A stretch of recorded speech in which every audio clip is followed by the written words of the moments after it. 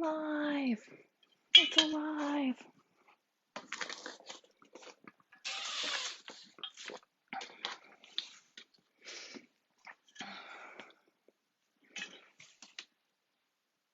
Hello, hello.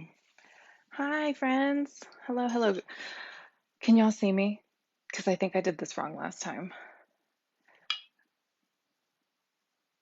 Of course, I see you're on. Can you let me know if you can see me and hear me? Let's see. Let me see. I don't know if I'm doing this right. Okay, message. No. I just want to make sure because I think I tried to do this last month and people actually couldn't see me. Clausen. Okay. It says I can end it, which must mean I'm live.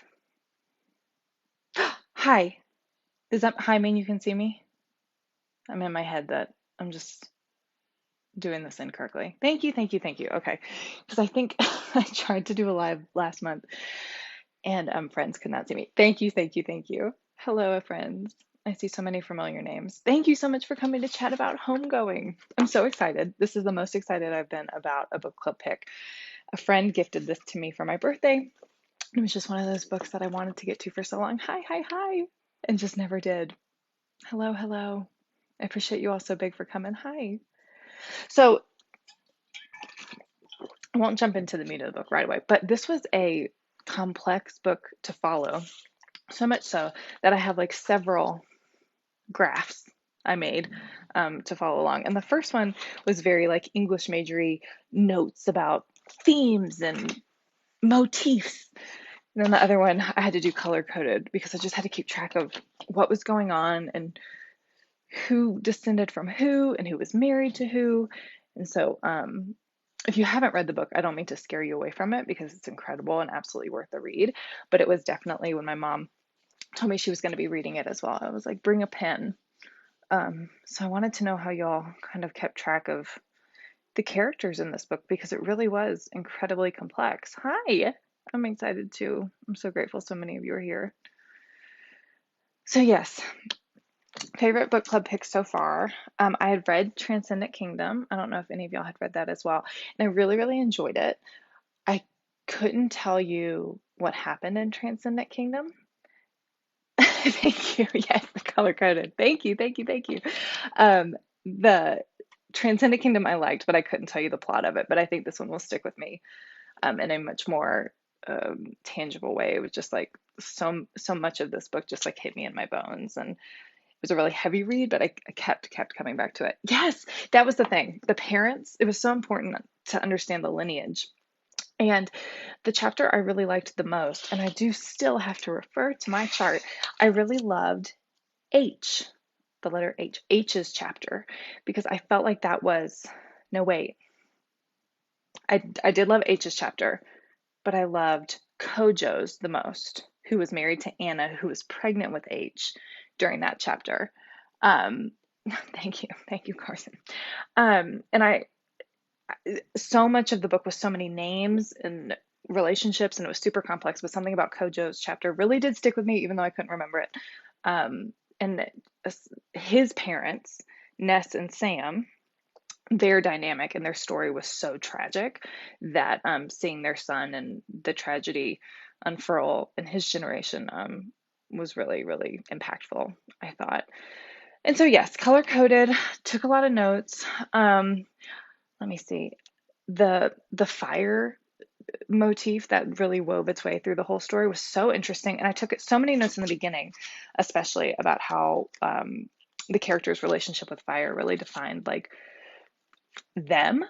And then when you get to, again, this is so complex because it's so complicated, the the the family trees. But when we were following Abina, who was drowned by baptism, I thought that was also like such an impactful decision for a demise of a character in a story that was really cemented together with the theme of fire. Yes, yes, having to go back previous chapters, yeah, absolutely. And this was not a book like I assign myself chapters across a lot of books every day to read, and this was a hard one to spend a lot of time away from because especially not only were the family trees complex, but switching back and forth between the two branches of the family would catch me off guard when I when I wouldn't read it for a couple days. So yes, I thought the way this was written was, I mean, I cannot imagine having a brain that could dream up this story, let alone tell it. I thought the way it hit us right out the gate with this, with the first two characters we were introduced to, was such um, a sobering, deep tone to strike, and it was an incredible story. I loved everything about it. Yeah, couldn't put it down. I really loved it, and I was so intimidated by it. And it sat on my shelf for a long time, even knowing that so many people loved it. But I really am glad that so many people read along with me because, oh, I loved it so much, and it should have been required reading in high school, absolutely. And someone had said, someone did a review. I'm so sorry.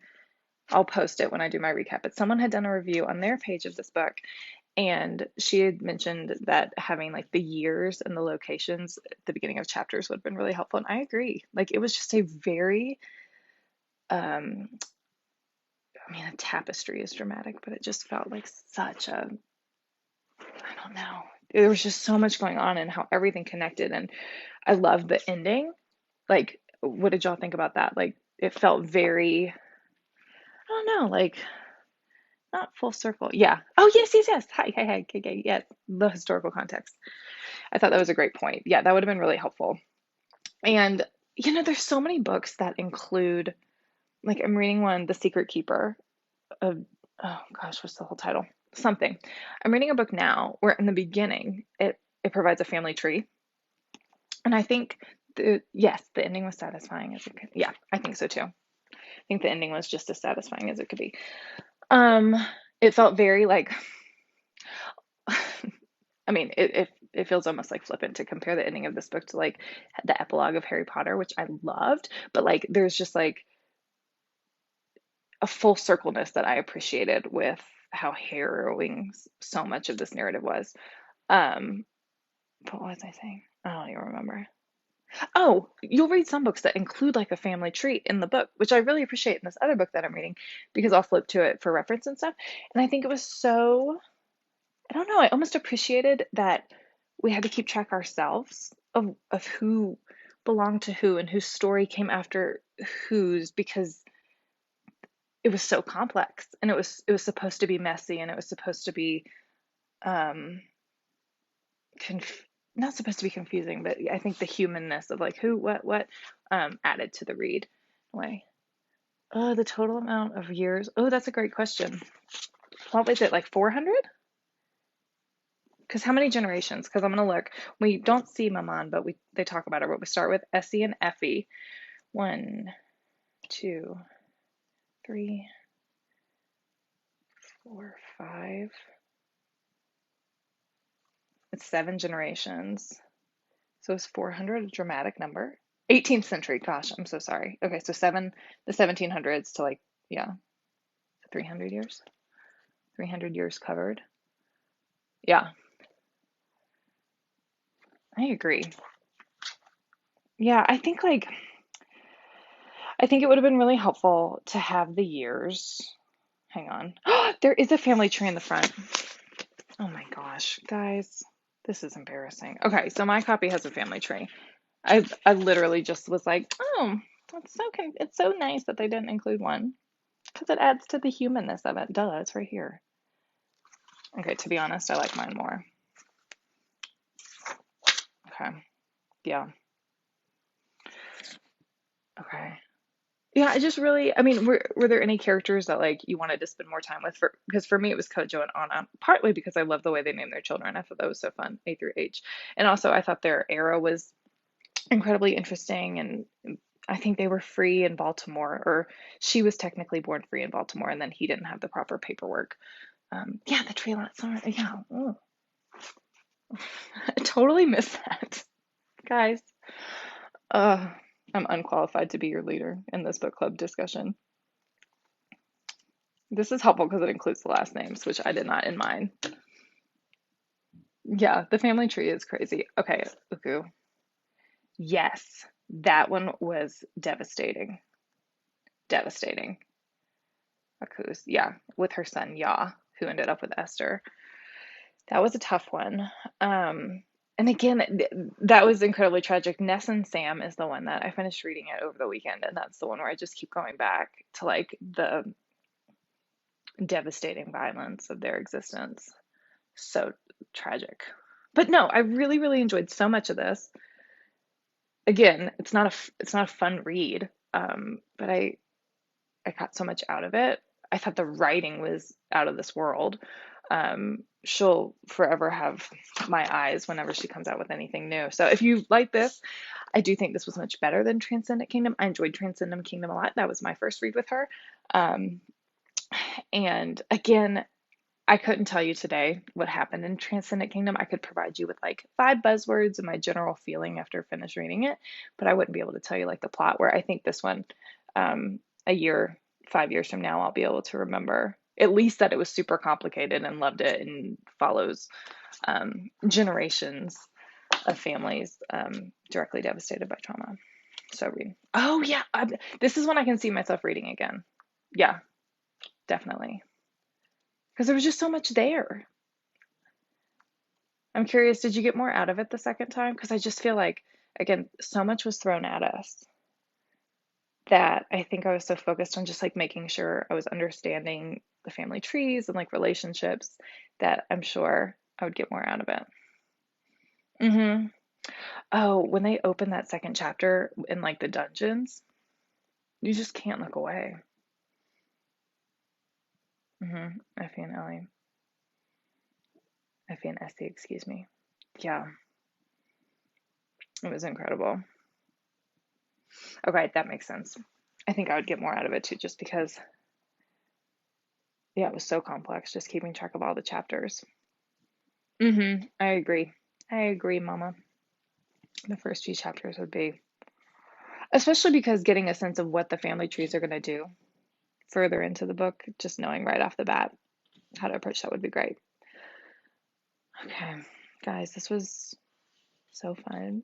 I'm so grateful y'all want to do live book club. It's really, I'm so grateful to like, it feels more like talking to y'all than obviously like videos and comments. And again, I'm so grateful people play along and read. So, September, following along in the theme of books that are on my shelf that I'm just avoiding. And I'm also trying to, like, I check my library before I pick a book to make sure. Ah, September. So I check my library, and I'm very spoiled because my library system is incredible, but I wanted to make sure, like, in theory, it's widely available. So I want to do swim lessons, like Claire Fuller. Again, this is like, I know I'm always late to the party with these books. Like, this is not something that is new and exciting. But these are books that I really, really want to turn to and just have not for a year or more and really just want the company and want friends to read alongside me. So, I mean, we had some real duds in book club. Warlight, no, terrible. Love in the Time of Cholera, that was probably my least favorite book I've read in the last 2 years. I found it, I just did not enjoy it. It was not for me. But so Homegoing, this was incredible and tremendous and will be a book I recommend to people over and over again. So I'm just really anxious with September because I feel like we're really coming off of a high. And so this is what I'm thinking. Swimming Lessons by Claire Fuller. One of my dear, dear friends who is a genius and a doctor, and we love her so much, read this a couple months ago. And a couple months ago, it was probably, what is time? I don't know. It was she has read it before and she had posted about it on her Instagram that she enjoyed the read. And I've had it on my shelf for forever. I know nothing about it, just that the cover is recognizable. Yay! Yay, I'm excited. And my library had like 30, 40 copies available because I think it was a big deal when it came out in 2017, but nothing since then. I got it from my used bookstore. So I'm excited. Nervous because I just feel like it's a really hard act to follow, Homegoing. So was if there was anything else that really struck anyone with Homegoing, please feel free to shout it at us because it was such an incredible read. The black stone necklace just kept showing up. I thought, yeah, it was just like the gradations of sad that kind of just like happened throughout the story between like the tragedy of the first chapter and then you know, go forward 300 years, no more with Sunny, who's having a hard time. It was just sad. And then whose chapter was it? Willie's, when she was working and was just like leaving her babies at home in the apartment so she could go out and work. Like, ugh, that was something that all day I just like couldn't shake, like that visual of just like being a mama and just like not having the support system or the resources or yeah, just not having like an infrastructure set up where you can where babies can be taken care of. I don't know. I'm a working mom, so I get really hot about daycare options. James Richard Collins. Collins. Yes. Yes. James Richard Collins. Yes. Family Stark Past. I'm looking at all the timelines. Yeah, and I thought that was such an interesting. I'm gonna show my ignorance, just like I did when I just blasted that there wasn't a family tree in the book and it was right on page one. Like, I'm sure it's accurate that like these men would come to set up this like slave trading post and kidnap some of these women and then take some of the others as their wives, quote unquote, just bananas, which is a very flippant word for something that is horrifying, unimaginable, ostentatiously gross. Yeah, just that was such an interesting component to be woven in. So shocking. Like receiving letters from his white wife and then selling his other wife's community. Yeah, that was such a like the time we spent in the dungeon was so short but so strong. I just keep thinking of the smell that was described in these babies. Yeah, it was just so visceral. Yes, yes. Luck shows how luck determines fate. The sisters such wholly different experiences. Mm-hmm. So different.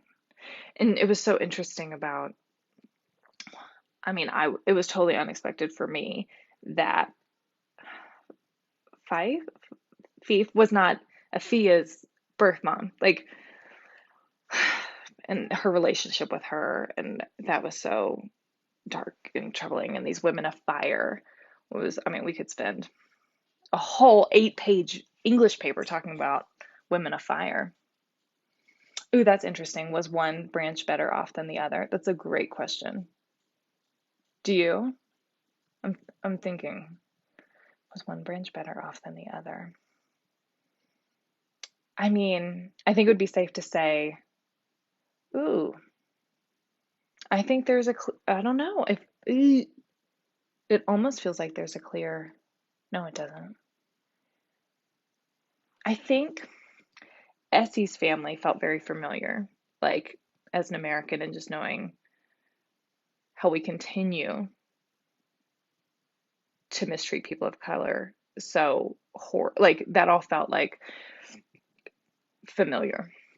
The history of slavery, the way criminality was then a substitute for slavery, and then the lack of resources, the blatant racism, and the experience of what a 1960s American of color in this country. And then, but then you look at the other side, who ended up in America, and it almost feels like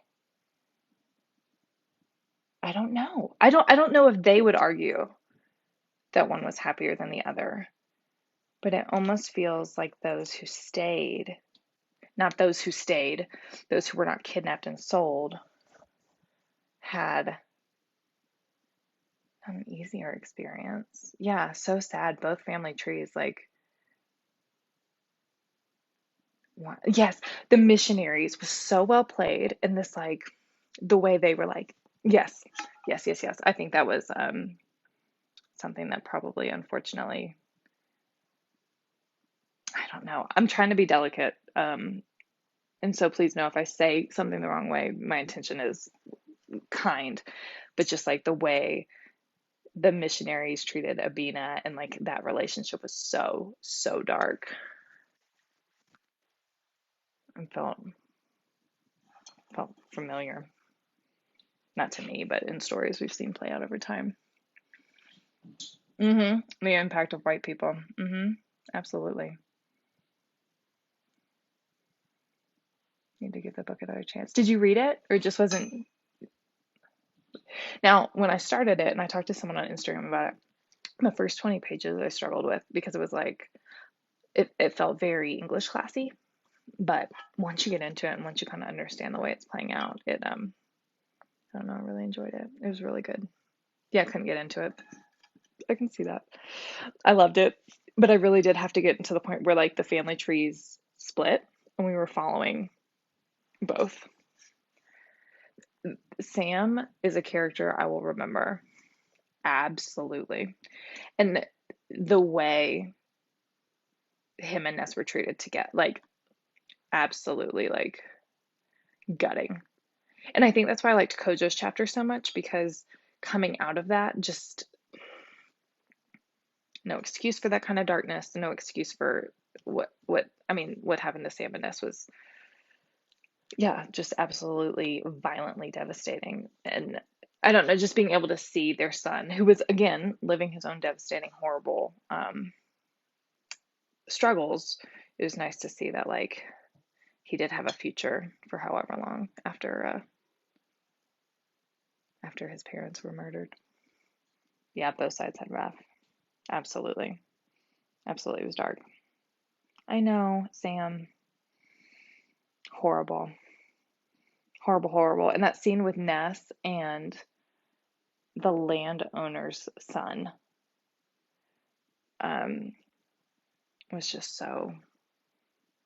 I was holding my breath. I was just so scared because we know how people were treated. We know how people are treated. Yes, that little girl that she bonded with. Yes, Ness. Mm-hmm. Who started talking with her. That was really sweet. Yeah. And it's so sad. Yeah, it was so sad that that like sweetness and that character relationship ended up being the reason why they had to leave and they were murdered so gruesomely and she had to separate from her baby. And I mean, it was brutal, y'all. It's a heavy, heavy book. And I'm so grateful I had company reading it. I was able to talk to my mom while we were reading it because we were reading it together. And it was just like, I don't know. I don't know. It was just, I, I will recommend it to others. I'll read it again. I'll probably read it again in a couple years just because I enjoyed it so much. So thank you everyone who read along with Homegoing, and thank you for coming to the lives. I'm still trying to get in the hang of like the cadence of hosting these. So thank you for being patient with me, and I promise to just increasingly come more prepared and more knowing how to do a live. And I'm just grateful to see so many familiar names and that y'all are spending time with me on a Wednesday night. It means so much. And September we will be diving into swimming lessons by Claire Fuller, and I'm excited about it. It's kind of long. Well, it's on the longer side, 350. So I'm gonna start reading this sooner rather than later. But I really appreciate y'all.